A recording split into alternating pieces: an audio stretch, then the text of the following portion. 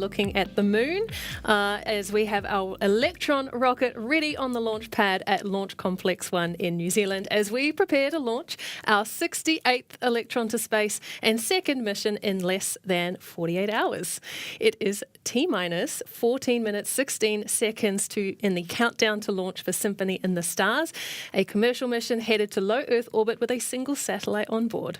And my name is Muriel Baker. It is good to be with you. And I'm Kim Thompson. It's great to be here with another Electron launch, this time from Pad B at our launch site. We are aiming for the first available opportunity within tonight's launch window at 7:08 p.m. local time or 07:08 UTC. Operations have been progressing smoothly throughout the day, and the weather has been cooperating nicely so far throughout the count and is expected to remain clear at T0. Now, tonight, Electron is headed to a 650-kilometre low Earth orbit at a 96-degree inclination with the first of two satellites that we're flying this year across two dedicated missions for the satellite operator that is on board. It's also said to be part of our fastest launch turnaround yet from LC-1. We were here just yesterday on the next pad over with the Get the Hawk Out of Here mission that launched at 5:28 a.m. yesterday. Now, counting down to launch tonight, set for 7:08 p.m. local time. We are just 13 minutes away from launching this back-to-back mission. And that means we are closing in on the go, no-go poll set to be run by tonight's launch director, Julia Wimbacher. We've got operators on console in two locations, our Range Control Centre on the Mahia Peninsula at the launch site and our Mission Control Centre here in Auckland. Tonight's mission is being led, as Muriel said, by our launch director, Julia Wimbacher from MCC, and she's about to check in with each operator on their readiness for launch.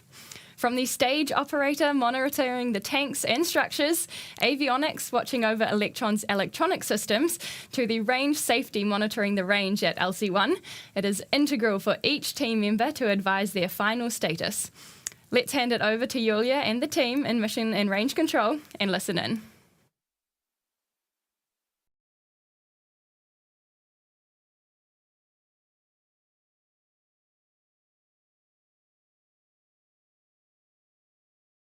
And to all operators, LD and mission code, we are proceeding now with the go, no-go sequence. Stage. Stages go. Avionics. Avionics is go. GNC. GNC is go. Recon. Recon is go. T1. T1 is go. GC. GC is go. PLS. PLS is go. RSO. RSO is go. MET. MET is go. MM. MM is go. LD sub. LD sub is go.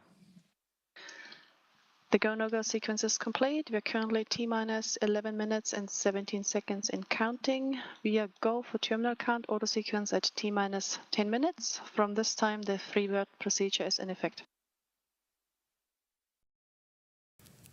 Well, that is exactly what we want to hear. Greens across the board from the launch operations team there. That poll confirms we are go for launch. Now, we have a 2-hour window of opportunity tonight, so if there is a hold for any reason in the remaining 10 minutes to launch, we have almost 2 hours to reset the clock. Otherwise, time now to take you through our launch vehicle on the pad for tonight's mission. Electron is launching on a south-southwest trajectory from LC-1 at a 96-degree inclination. And the rocket on your screen is our small lift carbon composite orbital launch vehicle capable of carrying up to 320 kilograms of payload. Electron stands at 18 metres or 59 feet tall and is made of carbon fibre reinforced polymer, otherwise known as carbon composite. And we use this material throughout the vehicle's first stage, second stage and fairing, as well as for the rocket's internal tanks and its payload platform, the kick stage, that's found within that nose cone. Well, powering this rocket, we have two types of propulsion systems across Electron. Staying at the top of the rocket, it's our Curie propulsion system, which powers Electron's kick stage once we're in space. We designed it specifically to provide the kick stage with precise orbital insertion and manoeuvring capabilities for the payloads it carries, so that when we can reach each mission's desired orbit with high accuracy. The kick stage's operation is fully autonomous through its guidance and navigation system, which means Curie can start up and shut down even while out of sight of global ground stations. Now, the engine behind our main propulsion system across Electron's first and second stages is the Rutherford. We've got 9 of these on the bottom of the first stage and a 10th vacuum version with an expanded nozzle that is optimised for space on the second stage. Now, all versions of Rutherford run an electric pump-fed cycle that is controlled by batteries, and the engine uses liquid oxygen and kerosene for its propellant mix. Yes, and it's that liquid oxygen, which is the reason why Electron has white stripes as it fuels up on the launch pad. It's where the propellant's super cold temperature causes moisture on the outside of the rocket to freeze. It's also a good level measure visually to know whether Electron's propellant tanks are full and ready for launch, which, judging by what we're looking at here and where the clock is in the countdown, tells us we're in the final moments of launch preparations before liftoff.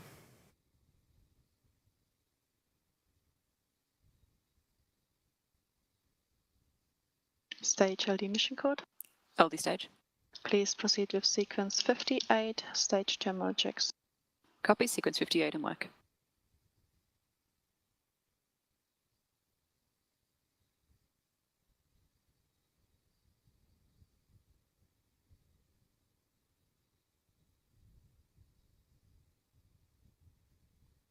GCLD mission code. LDGC. Please proceed with sequence 59, launch pad ready. Copy and work.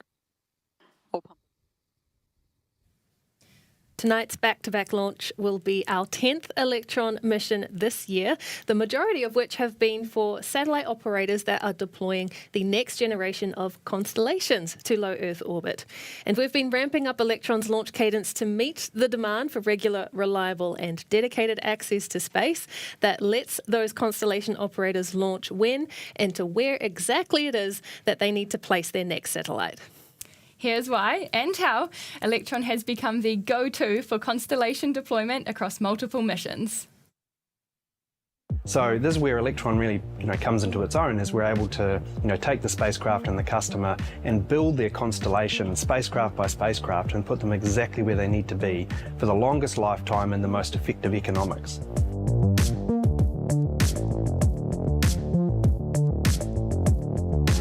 There's 2 ways to get to orbit.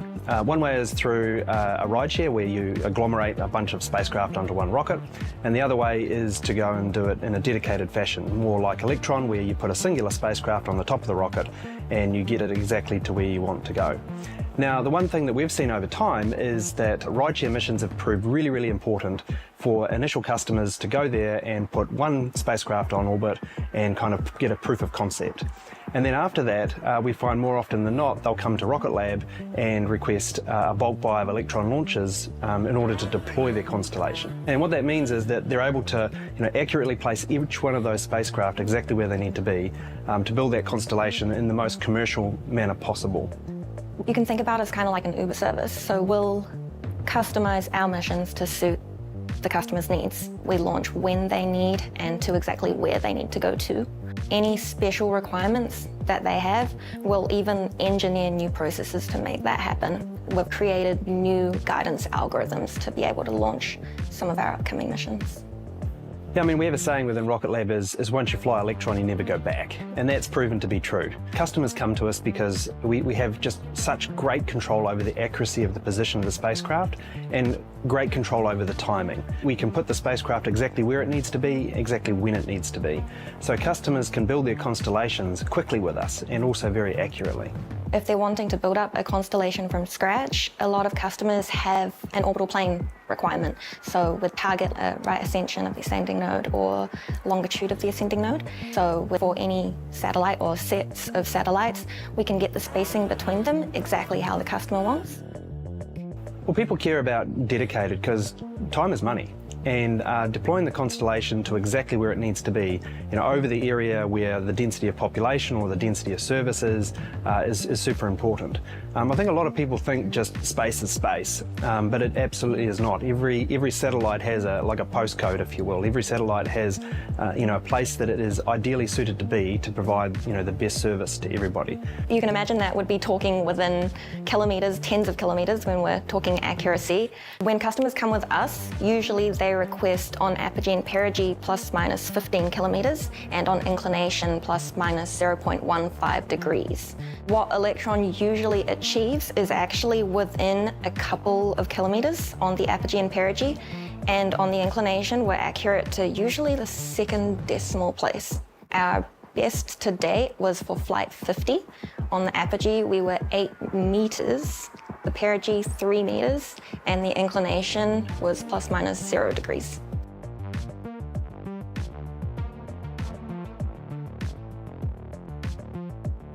We are looking forward to launching more satellites for more constellation customers as the year progresses.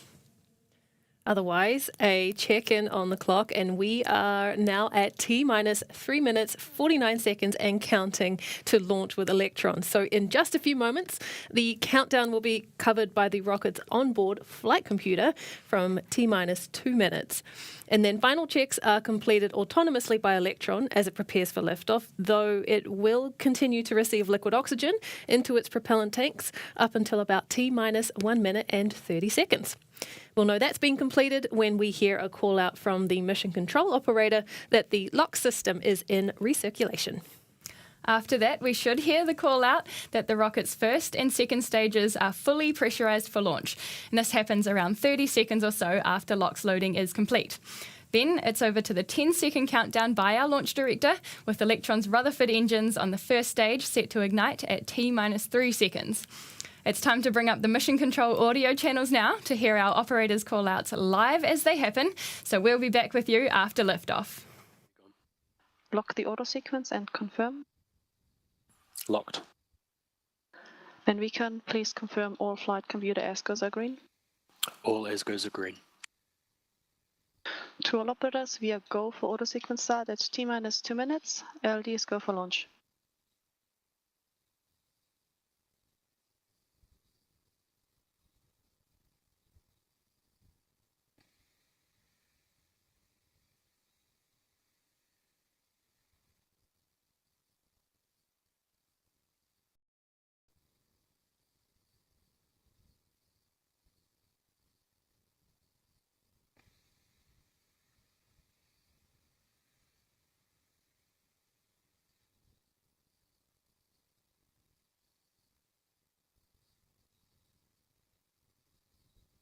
The vehicle is fully on internal power.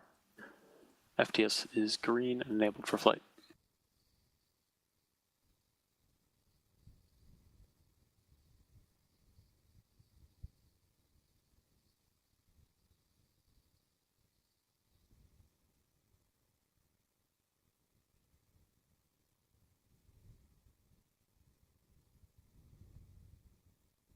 LOX load is complete. System is in recirculation.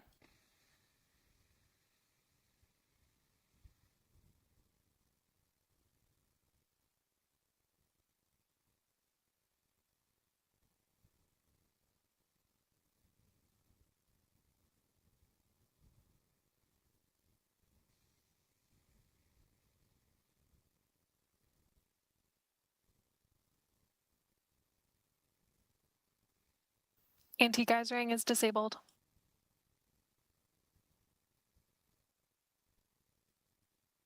Stage 1 and Stage 2 tanks are pressed for flight.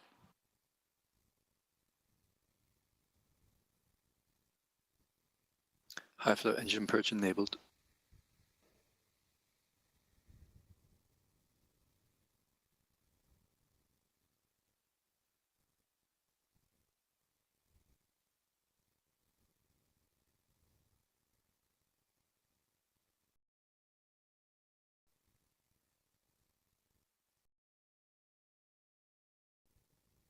T-minus 20 seconds and counting.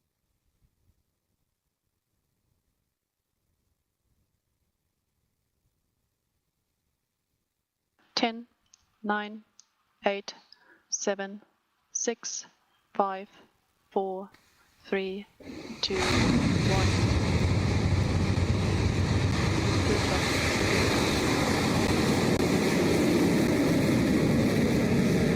Electron has created that safe ground systems.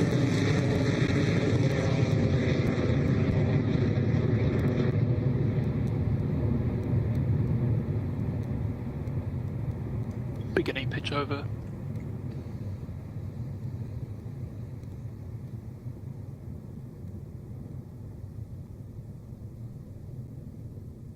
Stage 1 propulsion nominal.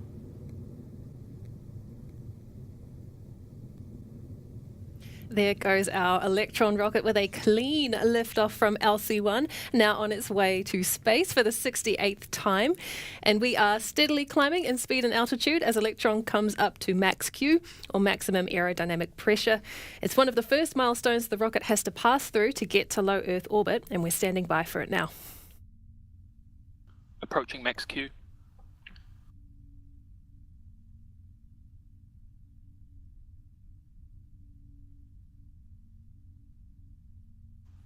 Cleared max Q. All right, we are clear through max Q there as Electron continues onto space, and everything is looking nominal across the rocket's speed and altitude. Now that we're past max Q, the next milestones coming up are main engine cutoff on the booster and stage separation. So very soon we can expect to see all 9 Rutherford engines on the first stage power down and shut off in preparation for what comes next. Just a couple of seconds after MECO, the first and second stages will separate to lose the dead weight of the first stage. And then the second stage Rutherford engine will ignite and power up to propel the second stage onward to orbit. And those events are now coming up very shortly.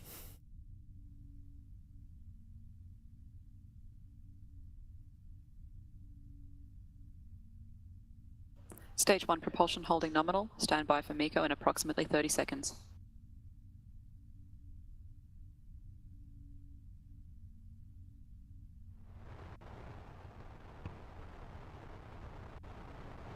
"15 seconds till staging."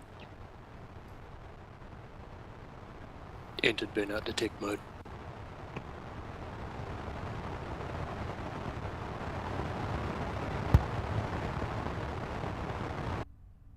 MECO confirmed.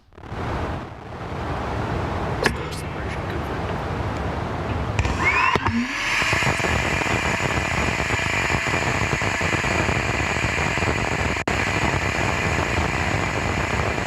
That was the sound of an electric pump-fed rocket engine in space. How cool. Thank you to our flight software team for that one. And a beautiful and clean second stage engine startup for Electron, nice and bright on your screen there. Electron's altitude is now more than 100 kilometers an hour, coming up quickly to the Kármán line as we hit more than 8,000 kilometers an hour on the speed dial. Everything is going great so far with Electron. With MECO and stage separation cleared, next will be fairing jettison when Electron's nose cone separates and falls away. We might not see it at night, but we should hear it called out in mission control, so let's listen in.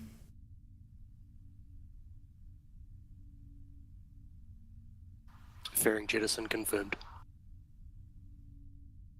Nicely done. That's fairing separation confirmed across the nets as Electron continues on nominally. We are now at 130 kilometres in altitude and travelling more than 9,000 kilometres an hour. All is on track with the mission, with another 5 or so minutes to go of engine burn time for the second stage.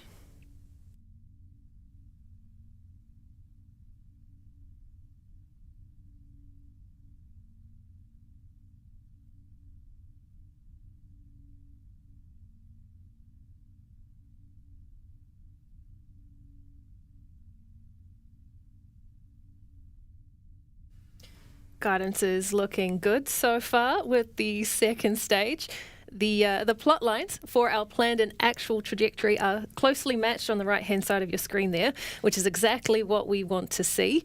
And now that we are at T plus 4 minutes, 36 seconds into stage 2 flight, we have got just over 4.5 minutes left of engine burn time before we reach SECO and stage separation.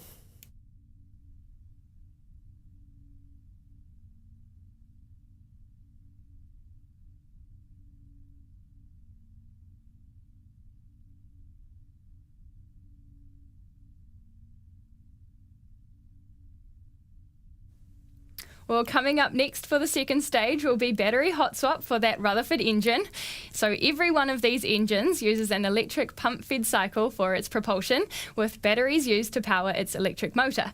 But the length of the engine burn time on stage 2 means that the battery pack it starts with will run dry before the engine is due for shutdown. So, Electron performs a manoeuvre called the battery hot swap, and that swaps in a fresh pack of batteries to keep the engine running for full duration. When that happens, you should see the first set of battery packs eject from the second stage and fall away, so let's watch out for that now.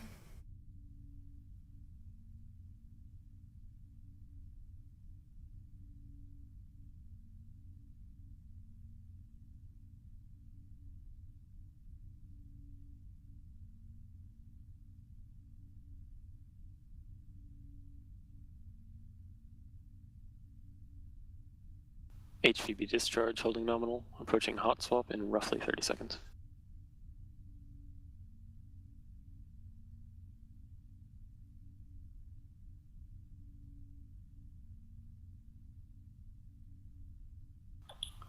Throttling down.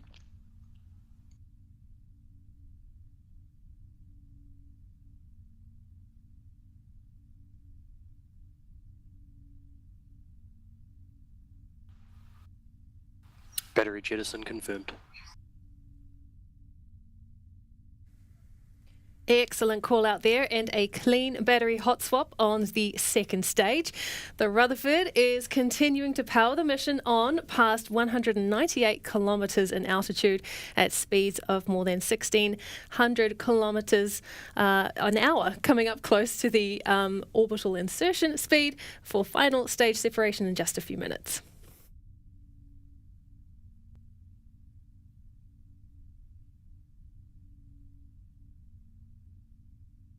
AFTS is saved. All right, well, that glowing nozzle you can see on your screen is our Stage 2 engine, our vacuum-optimised Rutherford engine, powering Electron and its payload, now past 201 kilometres in altitude and 19,000 kilometres an hour.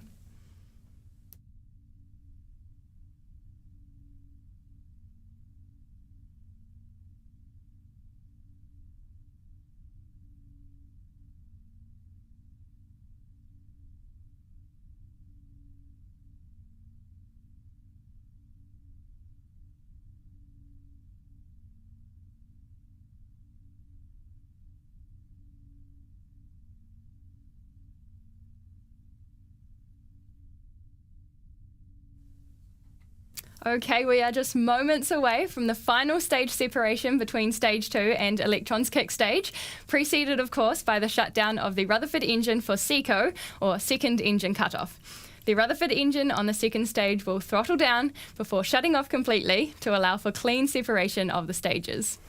From there, the kick stage will enter a coasting phase around the Earth before we light it up for payload deployment within the hour. But first, let's listen in for that SECO and stage separation call out from Mission Control.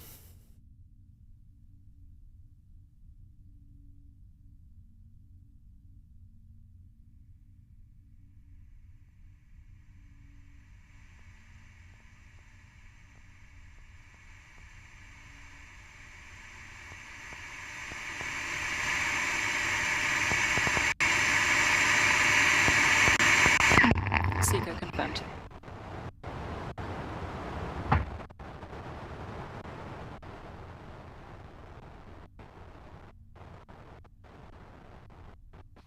Stage separation confirmed. And that is SECO confirmed by Mission Control, along with the kick stage also confirmed to have separated into a nominal transfer orbit with its payload. Well done to everyone involved in the mission so far. Well, from here, we have a bit of a wait until we rejoin the kick stage and its satellite on the opposite side of the planet after its elliptical coast of Earth. Once that happens, the kick stage should be in the prime position to perform a course correction burn that sets its trajectory to a circular orbit for payload deployment. Join us again then in about 40 minutes or so to see out the final moments of the mission. See you soon.